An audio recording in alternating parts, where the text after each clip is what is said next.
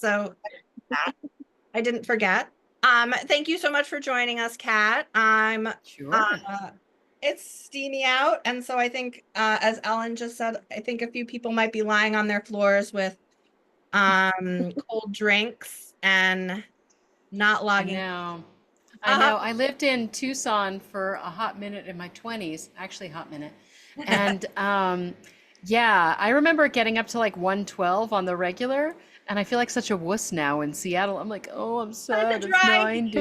heat. Oh no." We Yeah, yeah. acclimate, We it's true. acclimate, dude. Yeah. Absolutely. Yes, that is actually, one of the amazing things about Homo sapiens, right? Um, well, I'll just read. I think everybody knows who you are, but for the thundering hordes who may come and watch this recording later, I'll just read your short bio from your website, Kat. Oh, sure, Um, cool. she's a self-described researcher, scholar, writer, and freak. Kat completed her PhD in 2022 at Columbia University, where she studied the evolution of narrative and cognition. Her writing has appeared in The Atlantic, Scientific American, Science, Best American Non-Required Reading, Lapham's Quarterly, Georgia Review, and on the Story Collider. Eve is her first book and a New York Times bestseller. Woohoo! She lives in the US with her partner and two offspring. So thank you again for joining us today. I have a bunch of questions, and Okay. we talked a little bit about your organization of your book and also the setup of the different eaves as a sort of organizing principle in the pre-author discussion. And so I'll jump off with my first question, uh, Okay. which is, I loved that you had a chapter on love. Mm. And I was wondering if, because I went back and forth as I read the book. I think I read that chapter. It was like the second chapter I read. So I was wondering if you had always thought, I want to have a chapter on love and I want to talk about some of these things in it, or if this was your chapter where you were like, oh, I still have two things or three things that I really want to cover, but they're not fitting in these other areas. We talked about all the different chapters. And then, oh, wait, I see a theme here. And you sort of created the chapter. So I'm just curious how that came about. The love chapter, yeah, the which might as well be called the sex and sexism chapter, but is also the love chapter, or maybe it's the mating strategies chapter. Like the word love, it means everything and nothing, right? Yeah. So I think when did I actually get that? Because of course I worked on this book for like 10 years, so there were many different things that happened along the way, and definitely some memory loss, certainly, by the way, all the times I was pregnant while working on it. I think I think that I knew I was going to have to talk about the evolution of human type mating strategies and what we do and don't know, just because literally all the people wanted me to tell them, and I'm like, and I thought it was a useful corrective in that way that we keep looking at extant hunter-gatherer groups, and treating them as if they're emblematic of the human past. And sort of sometimes maybe, but kind of complicated, actually, because by definition, everybody who's alive today is equally contemporary, Right. right? And there's no such thing as a hunter-gatherer community that is really quite like what humanity's ancestors would have been. And you should also assume diversity in humanity's ancestors, because there were plenty of us for a long time in many different environments, probably doing many different cultural ways of being. So I figured I needed to wrestle with that, so I did that in the love chapter. But it was also that I saw, once I knew what I was doing in the tools chapter, which I wasn't entirely sure until I dug into the literature, that I was really like, oh no, I am going to really talk about gynecology as a kind of umbrella term for this tool set of both physical tools and medical knowledge and cross-generational transmission of ways of surviving our inherently wonky reproductive system. And I'm like, well, okay, so that's all behavioral, but there's a flip side to that story, right? The flip side of that behavioral innovation around surviving our birth strategies, our birthing process, and the reproduction before and the afterlife of all that, is of course sex rules, right? Cultural norms that can be established around who gets access to female bodies and when and where and who those bodies get to have sex with and what context and how so. And, you know, any biologist says, well, what you're really manipulating here are the levers of fertility in local cultural behavioral norms, right? That's the big stuff, right? And I said, well, okay, then I'm going to have to talk about that because I can't talk about gynecology being a major innovation, in our ancestral past that helps us survive and thrive, in the broad definition of gynecology there, without saying, but also that other side of behavioral norms and rule setting and often violent reinforcement for what is the norm in a local group, which happens in other social primates, right? It's just that ours are deeply complex. Awesome. Yeah, well, I was going to say the other sort of the tools chapter I think is interesting. So do you see those two chapters as, it sounds like sort of like they're talking to each other? Very much so. Yeah. In my head, because I'm crazy, but also in the book, I think Yeah. there are two big chapters that have some pretty big ideas that I'm wrestling with. This idea of gynecology being a big, big part of how we survive and thrive and how Homo sapiens sapiens even comes to be, because we're talking about deep hominin ancestry there.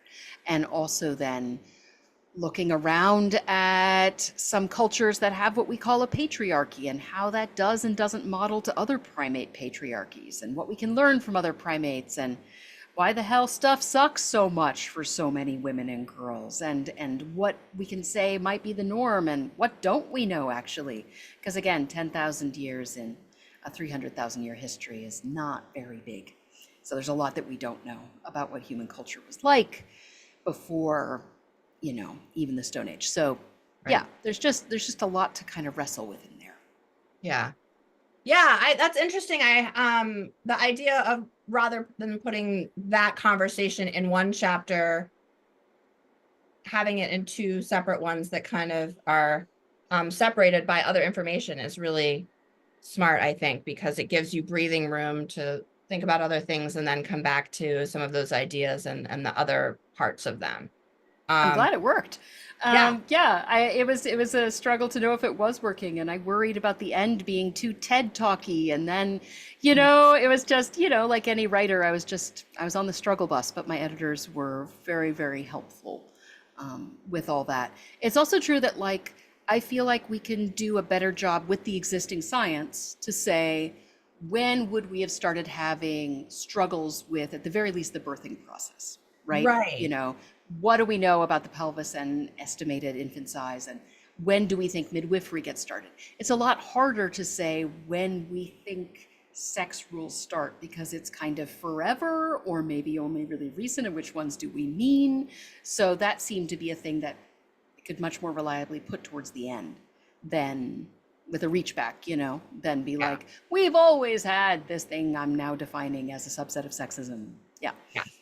Yeah, the preferred take that I have gone with is that prehistoric humans were incredibly super diverse, and we don't, they probably had every wonderful and terrible version of human cultural construction that we can possibly imagine and things that we can't even imagine because Definitely. we don't know. And I just feel like human beings are so constrained within cultures, but then we see such a variety of cultures, and prehistoric culture would have been that, but even more freedom. And so, anyway, that's my own personal take on that because we don't really know. I think that's so important, especially for a group of science writers, right? I mean, I am so attracted to alien minds because they're asymptotic. You can never freaking get there. You can't get there. You can't really wrap your head around what it's like to be a human ancestor, much less a hominin ancestor, much less a weird, right? So I liked the slightly impossible problem of trying to imagine the lives of these ancestors, knowing perfectly well that it is a barrier you can't breach. Yeah, yeah. And that's where creativity comes in.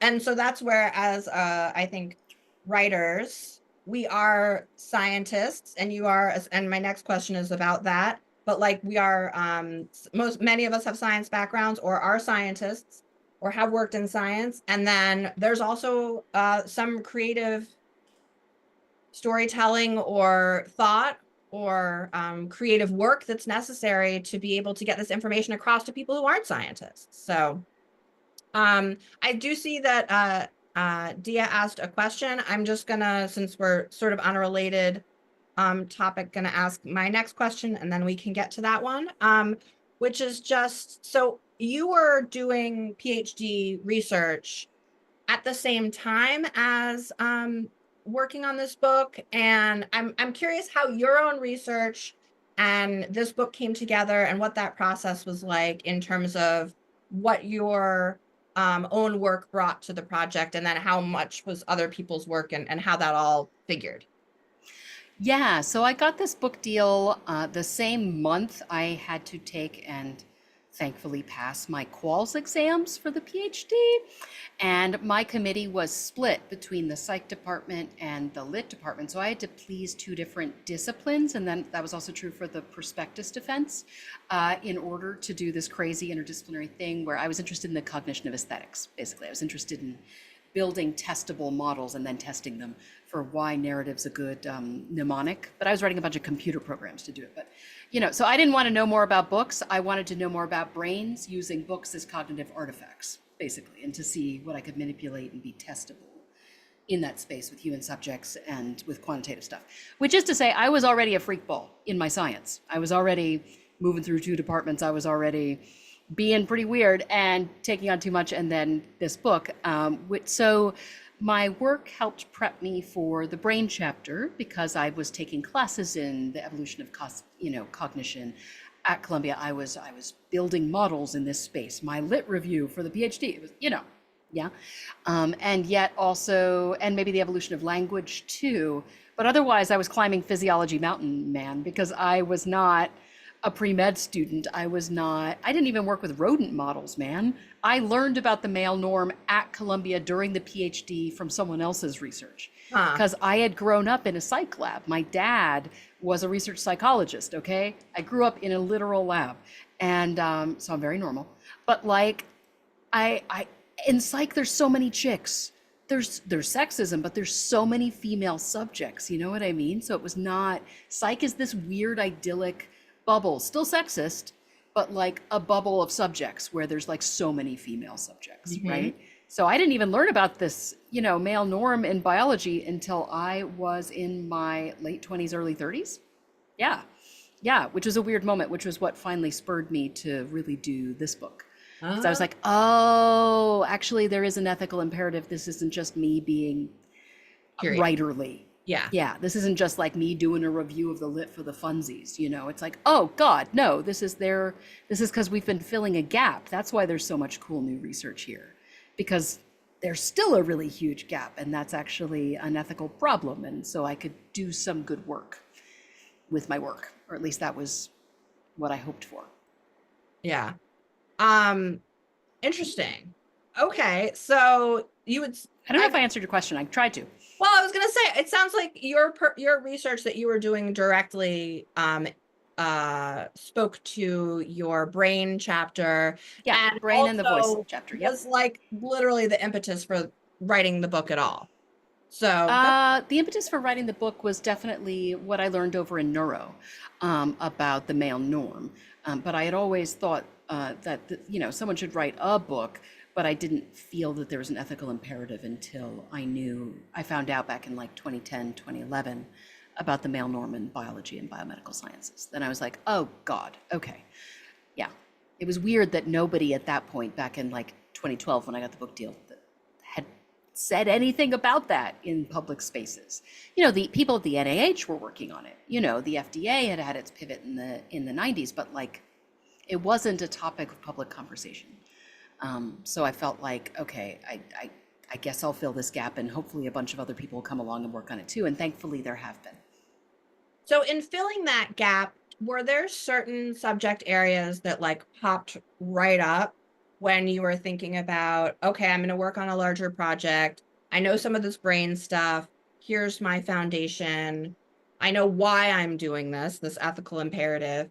what was your thought process or organizational process? Were like, did the womb chapter come for the information there come first when you started thinking about evolution? Or I'm just like, were you more like, oh, thinking about breastfeeding first, or what spurred you along? In many ways, I mean, when you do something for 10 years, it's not like a nice, neat order anymore. Yeah. It's more like this book is crawling inside my head in my 30s. You know, like, welcome everyone. Welcome to my crazy. It used to be 150 pages longer. No, so I think I knew I knew what the structure would be once I had the imperative, only in that I mean, the reason we study rodents is because there's this assumption of conserved traits. Mhm. Even if you're not directly working in biology on evolutionary biology, there is an assumption of evolution. Because the reason you have model species is because of the assumption that there will at least be analogs, if not directly conserved features, right? It's not just that we hate rats. That isn't why we want to kill so very many of them. You know, Mhm. I think they're kind of cute, but I have sympathy for the people who hate them. Anyway, the point is like, yeah, it's also that their life cycle is super fast. They're easy to breed. There are many reasons to study rats, but the big reason is the assumption that a mammalian body can tell you a lot about other mammalian bodies, you know? And so then once I knew like, okay, well then let's go back to the dawn of mammals, right? Because, well, obviously, the major feature of mammals is not that we have these funny middle ear bones that broke off the jaw of a reptile once upon a time. Cool story, bro, but like that's not like Yahoo mammals. That's not like innovation in a deep, deep sense. Well, all my perception bros will be mad at me now, but yeah, you know, and it's not even hair either necessarily because like skin makes stuff from keratin. It's just skin's doing that a lot in a Mhm. lot of different body plans. It's not like woohoo mammals fur. Like technically yes, but fur is not actually more exciting than feathers. And now some fur people are mad at me, but still, it's like, no, the big story of mammals is very much a reproduction story. Actually, it's when lactation starts, you know? Okay. It's when like we start to get live birth. We move out of our egg laying model and start doing this wackadoo thing with a womb, you know? Mhm. Then you start to get major, then you have the potential for major sex differences because of maternal investment. Yeah. Yeah. So lactation kind of was one of your earlier spots where you kind of were like, okay, this is definitely a part where we're going to be diving in.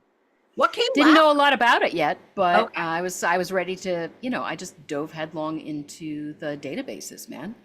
Okay. I spent a lot of time, like I didn't even start interviewing scientists until I had just read every goddamn review paper that existed, you know, on topic X.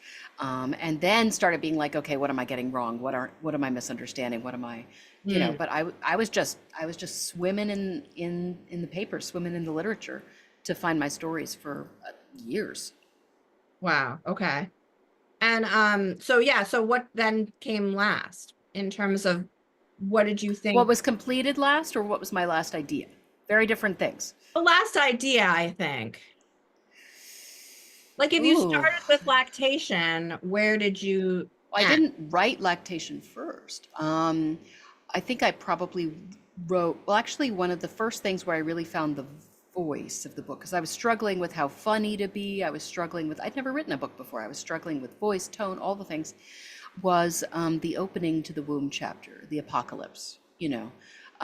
It was just like this weird thing. I just arrived in my head, like most of the paragraph, you know, that it was cold and that the ash had fallen like snow for years. And I was like, I got it. I'm in. I know how to write this thing now. I'm on Huh. it, you know. But remember, I'm the weirdo that like before I went into the PhD to do research, I got an MFA in poetry. Okay. I So remember. like, yeah, so I have to find my way into like, you know, the image for me and the voice for me to feel confident as a writer. Mhm. Anyway, the last thing, what was the last thing?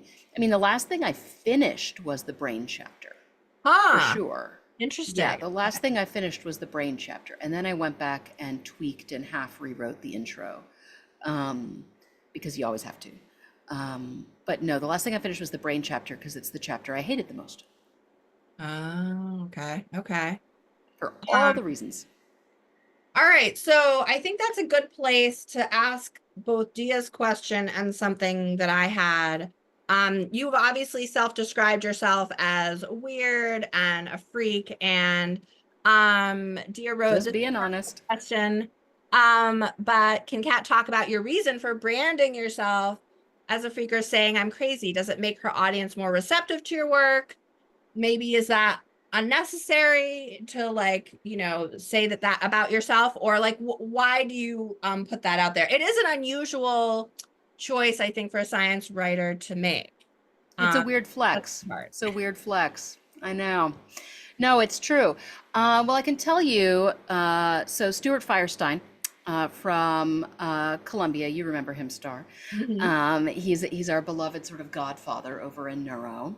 He's what a mensch. He's wonderful. And I remember him workshopping some chapters in a writing group we were all in at Neurite for his book. Oh, it wasn't called Doubt.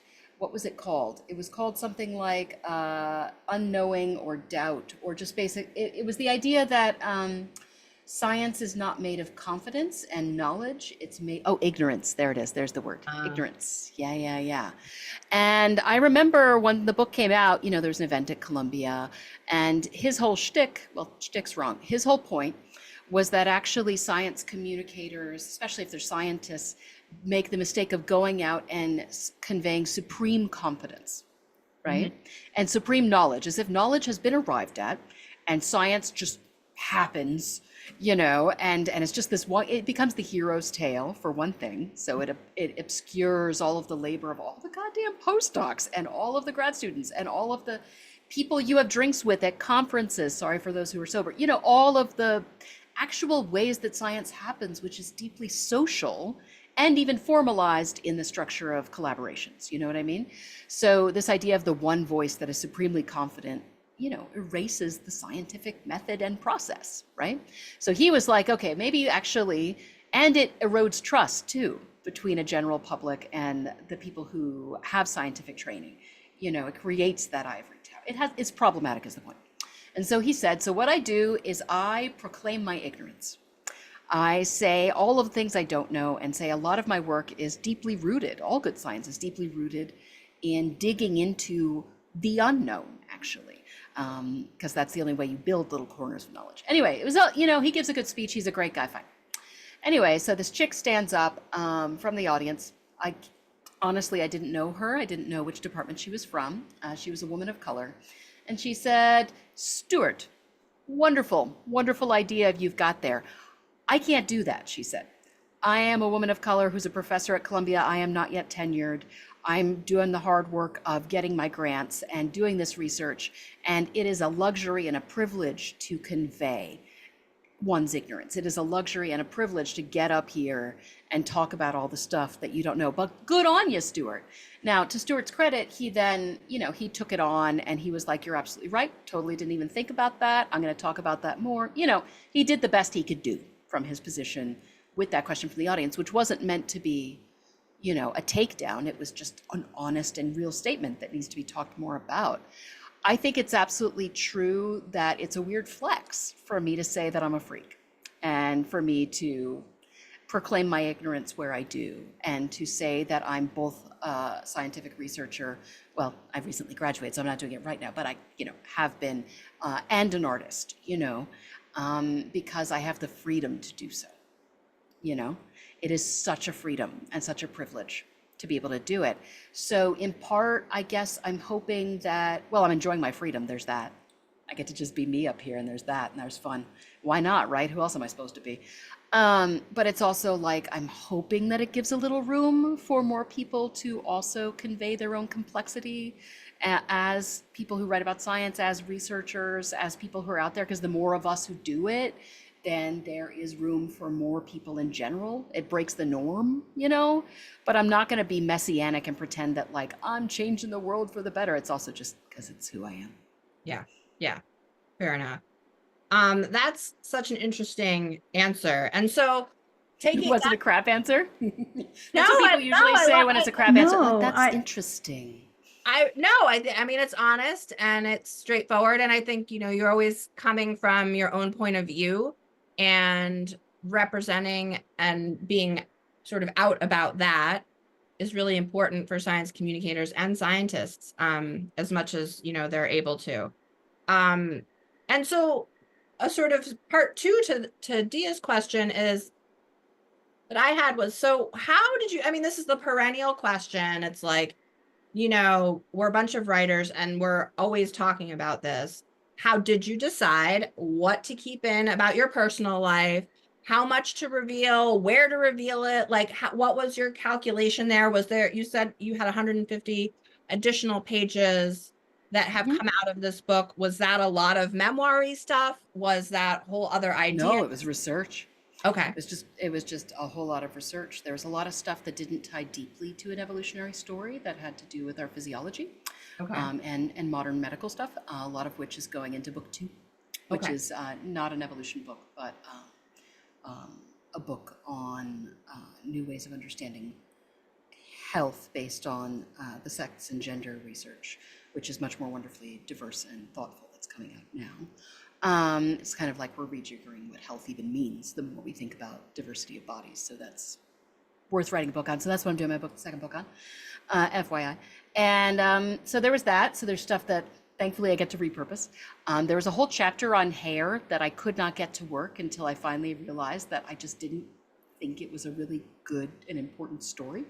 I mean, a scientific story. It was just like, it's just stuff skin makes, you know, like I'm trying to write a skin chapter and Jablonski already wrote a beautiful book about skin. I'm good. It's like Nina Jablonski, look into her work. She's amazing.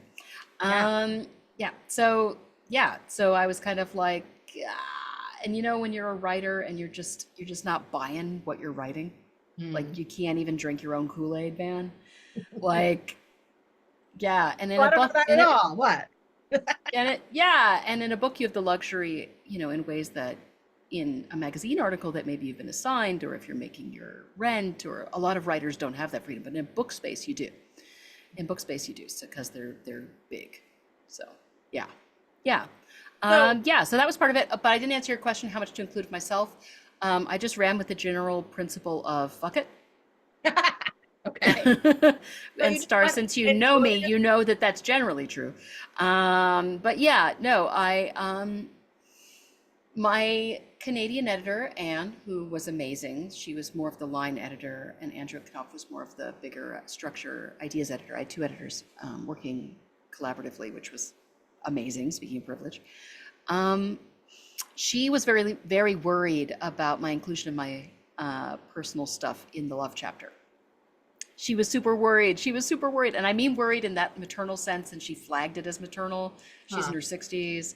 She's like, I'm not trying to be squeamish or generational about this, because she's very liberal, left, whatever, very pro-sex feminist, nothing like that. She was just like, I just want to save you from whatever they're going to do with knowing that you were almost an escort. I just, Right. and I was just like, nah, we got to put that in, because what's normal? That, not that you can do all the things all the time as a writer, but I'm like, this is a book about female bodies, man. You know what a thing is for people with female bodies? At some point in your life, wrestling with the fact that it's the highest paid thing you can do. Like that's a lot of us just come to that knowledge in one way or another. Some of us more directly, some of us with taking it more seriously than others, depending on our finances, And like, I'm Miss Fancy now, right? I'm Columbia PhD. I have awards and things. I'm so fancy, right? Scholarships and blah blah blah blah blah. But it's like, no, also me though. Also me, was really a hair's breadth, really just ghosted that madam, just like a hair's breadth from being a prostitute. And I was like, well, if I'm going to talk about the evolution of mating strategies, for God's sake, I might as well just do it. So I did it. So most of the time when I included personal information, it was because I thought it was advancing an idea, or for some reason, or for an ethical reason. And also, I think there's a part of it knowing yourself, and if you are in the space in your life and you have the personality and all sorts of things to handle if people are going to attack you for that and how you're going to feel about it, right? So, I mean, that's probably what the editor may have been pushing on a little bit. She was Um, just worried for me. She'd been working with me for a decade. She really was very maternal in my life and for the book too. And it was all just she was worried. She was, yeah. Interestingly, the only time I've ever gotten anything weird about that, which wasn't even very weird, was on the Freakonomics podcast. oh, I didn't hear that one. Oh, I Oh know. yeah, yeah. It was Okay. my very first podcast ever. So I was like, cool, I'll say things into this microphone. Like I had no idea what I was doing.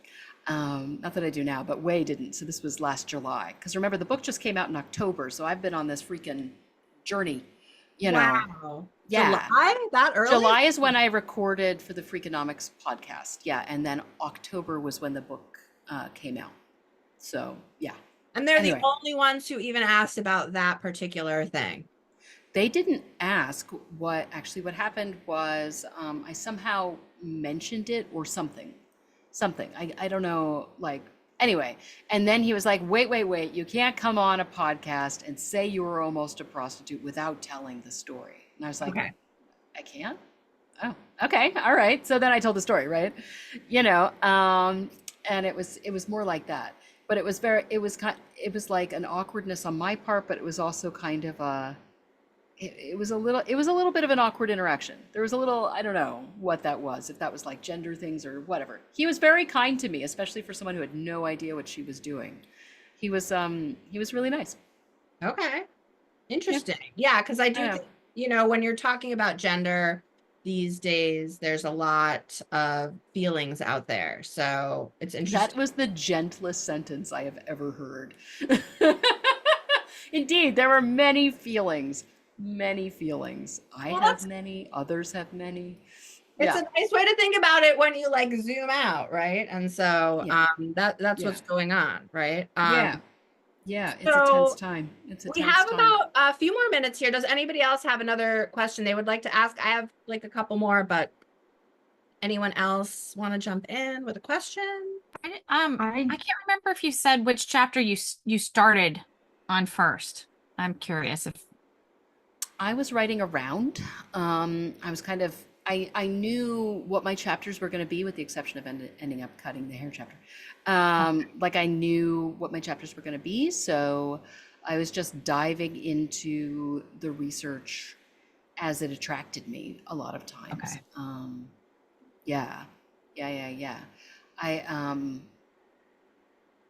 yeah, I guess I knew I found my voice, or for the most part, or at least I felt like I wasn't just at sea anymore.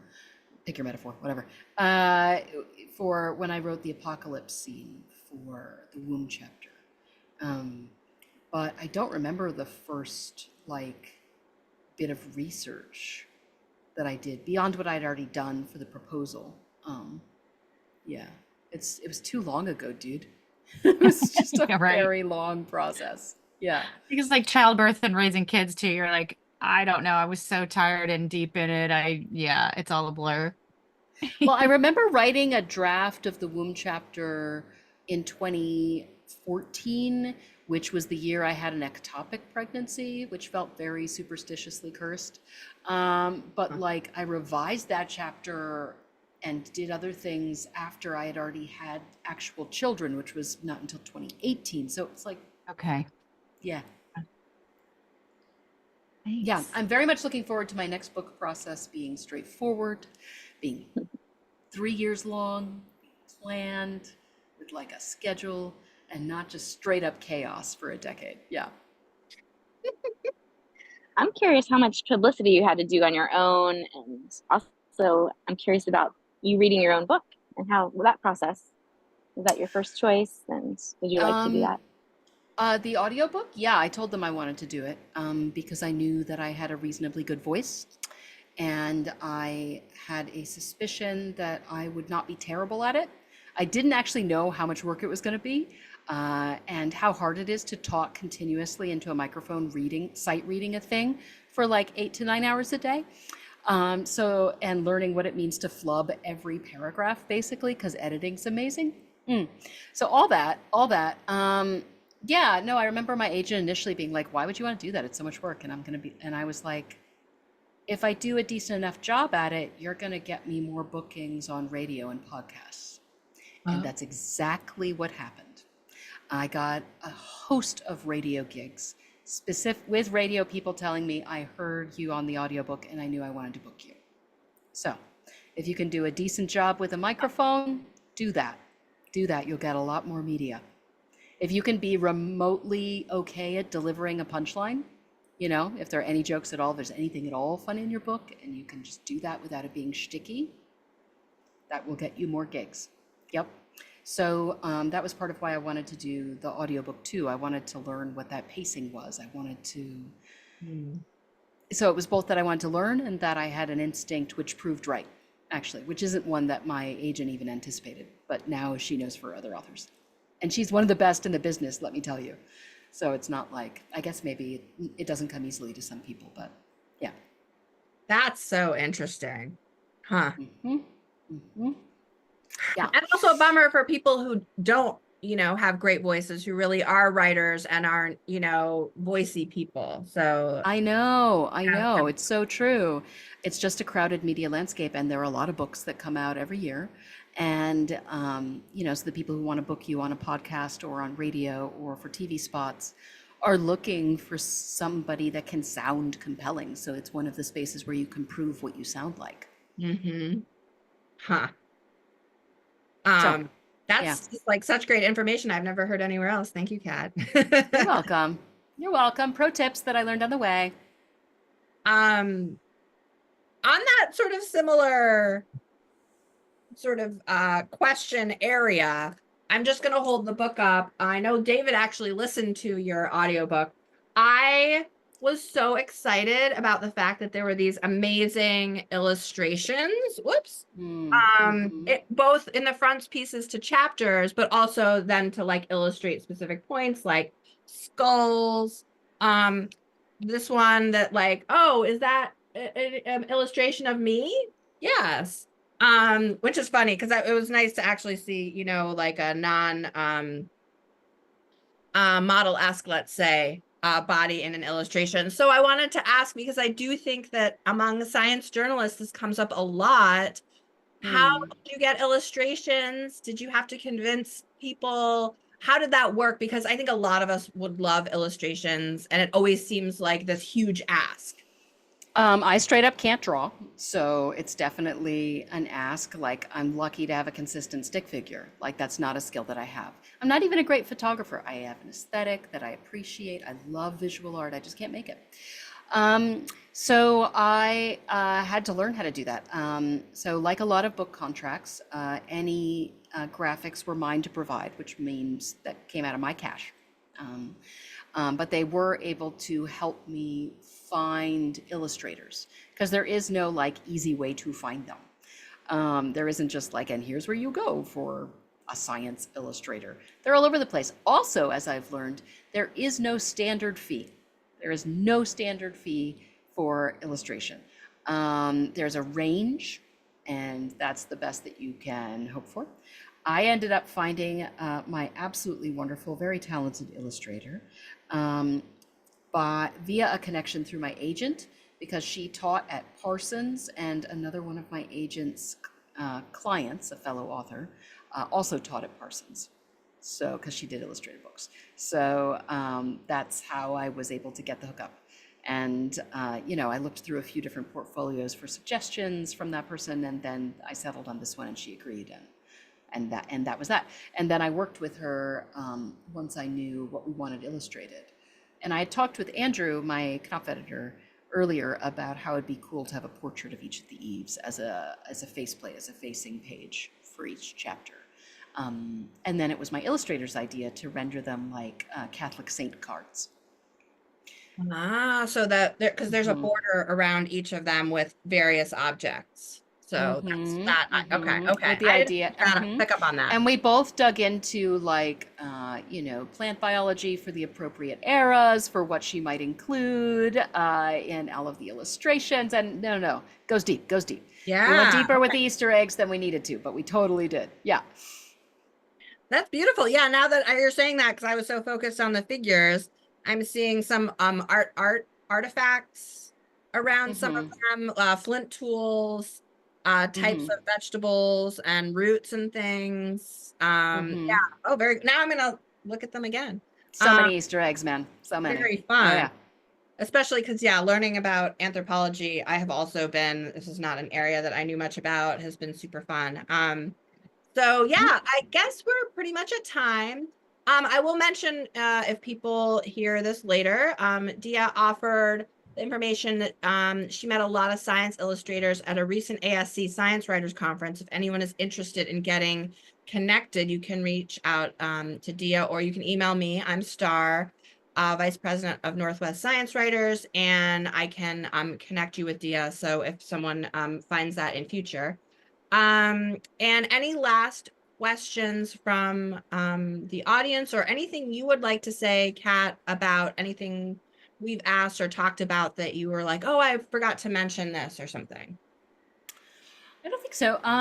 I can say I highly recommend working with an illustrator if you can afford it, in part because collaboration is freaking great. I Mhm. have been building so much more collaboration into both my research and art world, my work these days, and it's just wonderful. Writing is so much time with your own head, so much, which, as you know, fellow writers, well, we're slightly better built for it, but it doesn't mean it doesn't make us crazy. But like, no, just the act of collaborating with an illustrator, I found really aesthetically stimulating, intellectually so. It helped clarify some of my thoughts sometimes. It was very much worth doing. Nice. All right, good to know. I know I'm like super jealous about that. I'm like, how do I make it happen? Um, okay, great. Well, thank you so much, everyone, for joining our conversation today. I really appreciate it. And thank you, Kat, for being here on this very, very steamy evening. And I do believe the heat's about to break, so I think we'll all be in better shape the latter part of this week. So I will be posting this conversation on the NSWA website in the next week or so, and we'll send out a little reminder about that. If you missed something, or you'd like to hear it again, or you'd like to share it with somebody, please do. And I also want to mention as well, you guys have probably all seen that Gina McCarthy is coming to the Bloomberg Green Fest, and there are still some spaces available if anybody would like to attend that conversation with Gina and the moderator, whose name I'm forgetting. But apparently Gina's going to be very forthright, forthcoming, and interested in speaking frankly. So if we're looking for some freelance pieces, this might be a great conversation to attend, and that information is on the NSWA website. So I will let you all go, cool off, jump in a pool, lie on the floor with an ice pack, and generally relax and have a lovely sleep tonight. Hopefully we all will recover from this craziness. Thank Thank Stay safe you. you. out Thanks, there. Star. Bye. Thanks, Thank Kat. you. Thank you. Bye.